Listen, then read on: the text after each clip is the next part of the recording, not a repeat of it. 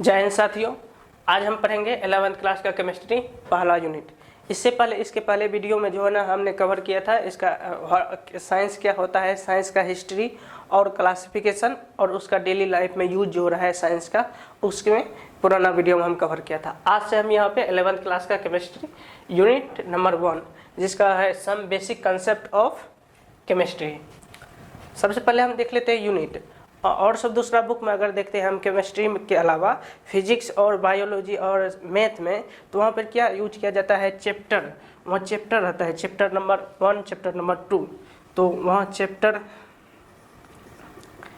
Chapters लिखा रहता है इसमें। और यूनिट और चैप्टर में क्या डिफरेंस होता है, क्यों केमिस्ट्री में यूनिट लिखा जाता है और फिजिक्स या मैथ या बायोलॉजी में चैप्टर लिखा जाता है।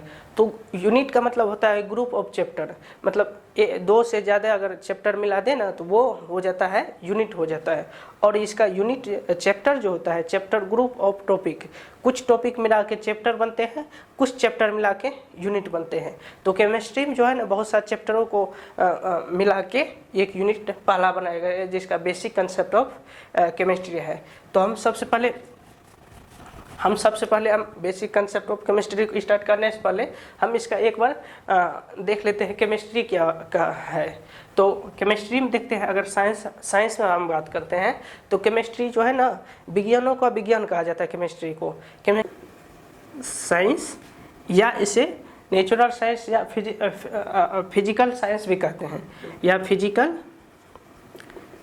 फिजिकल साइंस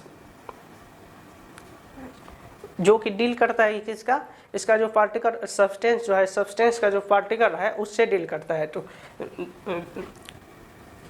तो chemistry is a branch of natural science या फिजिकल साइंस दैट डील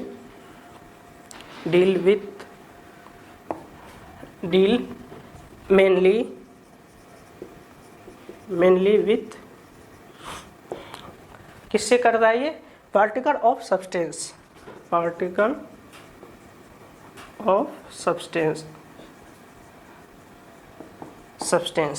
तो ये इसका डिफिनेशन है। केमिस्ट्री जो है नेचुरल साइंस का एक नेचुरल साइंस जो है उसका एक ब्रांच है जिसके ये साइंस जो डील करता है किससे, सब्सटेंस का जो पार्टिकल उससे डील करता है। पार्टिकल किसे का, पार्टिकल एक छोटा छोटा कण होता है जो जिसमें मिलकर कुछ बना होता है, तो इसको हम पार्टिकल कहते हैं। उसके बाद अगर हम केमिस्ट्री को 3 कैटेगरी में डिवाइड किए, तो फर्स्ट कैटेगरी क्या है इसका, physical chemistry, second organic chemistry, inorganic chemistry.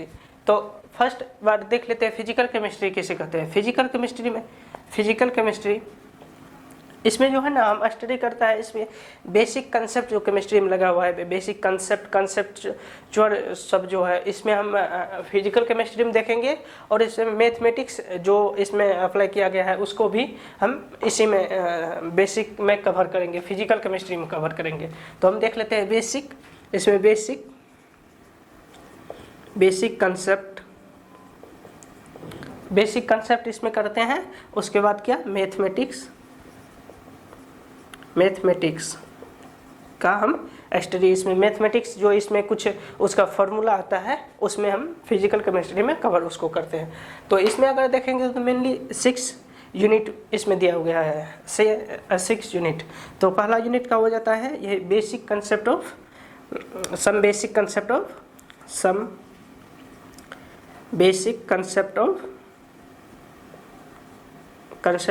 Chemistry.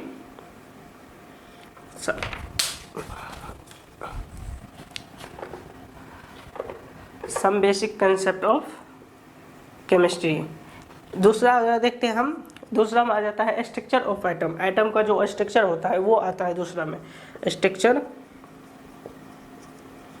Of atom.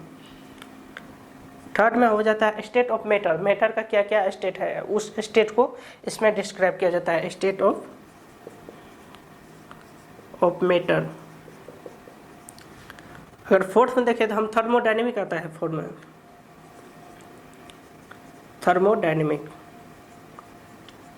Thermodynamic में पढ़ेंगे हीट सब के बारे में। जैसे थर्मो मतलब होता है हीट और डायनेमिक मतलब होता है चेंज, जो हीट जो एक दूसरे में चेंज होते रहता है, तो उसके बारे में हम इसमें 4th यूनिट में हम उसके पढ़ेंगे।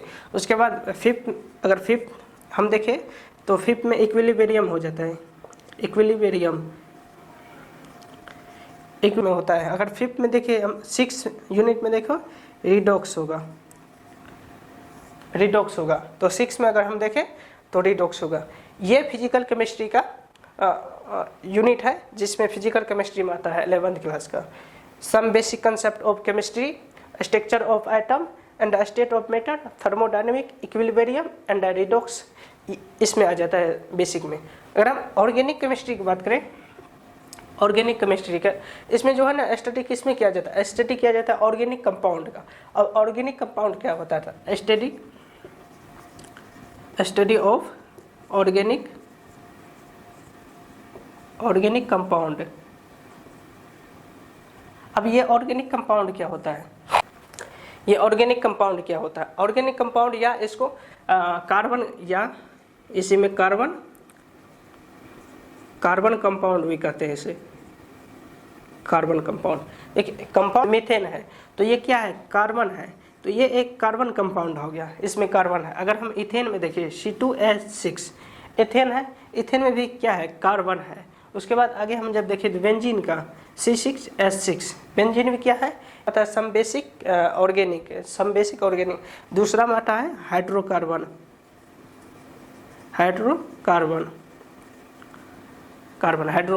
इसमें क्या है, फर्स्ट नंबर में बेसिक ऑर्गेनिक केमिस्ट्री ऑर्गेनिक पढ़ेंगे, उसके बाद इसमें हाइड्रोकार्बन, इसके बारे में हम पढ़ेंगे।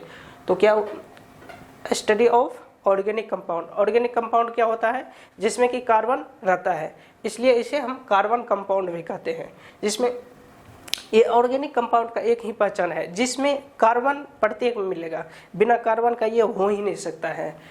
तो इसमें जो है ना जहाँ पर मिलेगा क्या होता है, इनऑर्गेनिक केमिस्ट्री।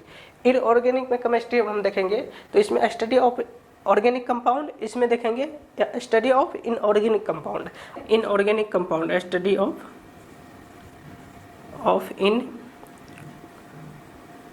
Inorganic compound. अब हम देखते हैं कंपाउंड क्या हो जाता है, इनऑर्गेनिक कंपाउंड उस कंपाउंड को कहते हैं जिसमें कार्बन जो है ना नहीं रहता है। जैसे एग्जांपल हम देखते हैं इसका, तो पहला SO4 सल्फेट हो गया, सोडियम सल्फेट हो गया, कैल्शियम सल्फेट हो गया, Ca कैल्शियम सल्फेट हो गया। अब इसमें देखते हैं कि कार्बन नहीं है, इसमें भी S है, SO4 सल्फेट हो गया, इसमें सोडियम सल्फेट हो गया, इसमें कैल्शियम सल्फेट हो गया। अब इसमें देखते हैं कि C नहीं है, तो आप कहिएगा कि C यहाँ पे नहीं है, आप कहिएगा C तो यहाँ पे है, Ca है, C मतलब कार्बन हो गया, नहीं, Ca जो है ये दोनों मिल के ही कैल्शियम बनाता है, इसका नाम ही है कैल्शियम है, Ca पूरा इसका Ca होता है। केमिस्ट्री में एक है, इसका जब फार्मूला होता है ना तो उसमें पहचानने का एक ट्रिक है, हम आपको बताते हैं। जब भी आपको कैपिटल लेटर, जैसे अगर कैपिटल लेटर आ जाए, कैपिटल लेटर के बाद स्मॉल लेटर आ जाए तो वो दोनों एक ही होता है। जैसे अगर हम देखें कैपिटल लेटर C है, C के बाद एक स्मॉल आ गया, तो इसको हम ये नहीं करेंगे C और A अलग है, इसको हम कैल्शियम पढ़ेंगे, मतलब कि Ca दोनों एक ही में है। तो इसी तरह अगर हम दूसरा में देखें, अगर हम इसी को देखते हैं, अगर CH4 तो यहाँ पे देखते हैं हम C भी है, H भी, लेकिन H कितना में है, कैपिटल में, और C कैपिटल में भी है। तो कैपिटल और कैपिटल दोनों है, तो यहाँ पे हम इसको अंदर लगा देंगे मीथेन है। तो यहाँ पे इसके अगर कैपिटल के आगे एक स्मॉल लेटर आ जाए तो वो जो है ना दोनों एक ही होता है। जैसे यहाँ पर भी दूसरा भी एग्जाम्पल देखें, क्या है, Na, तो N है कैपिटल और L है दूसरा लेटर स्मॉल है। अगर हम सल्फेट का बात करें तो वहाँ पर भी SO4, तो ये S जो है ना ये स्मॉल लेटर है, तो कैपिटल लेटर के बाद अगर स्मॉल लेटर आए तो वो कैपिटल लेटर में ही दोनों जुट जाता है। पहला में है इसका इनऑर्गेनिक केमिस्ट्री का classification of element, classification of element. First number में क्या हो गया इसका, इसका क्या है क्लासिफिकेशन ऑफ एलिमेंट, इसका इनऑर्गेनिक में क्लासिफिकेशन ऑफ। दूसरा नंबर देखें केमिकल बॉन्डिंग है, chemical bonding and molecular bonding,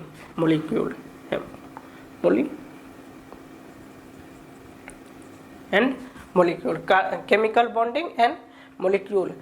third number में देखिए इसको हाइड्रोजन हो जाएगा, हाइड्रोजन। उसमें अगर हम देखे थे ऑर्गेनिक केमिस्ट्री में देखे थे, ऑर्गेनिक कंपाउंड में उसमें टॉपिक जो आया था हाइड्रोकार्बन आया था, यहाँ हाइड्रोजन आया, तो दोनों में बहुत अंतर है, हाइड्रोकार्बन अलग है और ये हाइड्रोजन अलग है। तो उसके एस ब्लॉक हो गया, जिसमें हम पीरियोडिक टेबल में एस ब्लॉक को, और फिफ्थ नंबर में पी ब्लॉक हो गया, लास्ट में 6 नंबर में इसका हो जाता है 6 और में इन्वायरमेंटल केमिस्ट्री।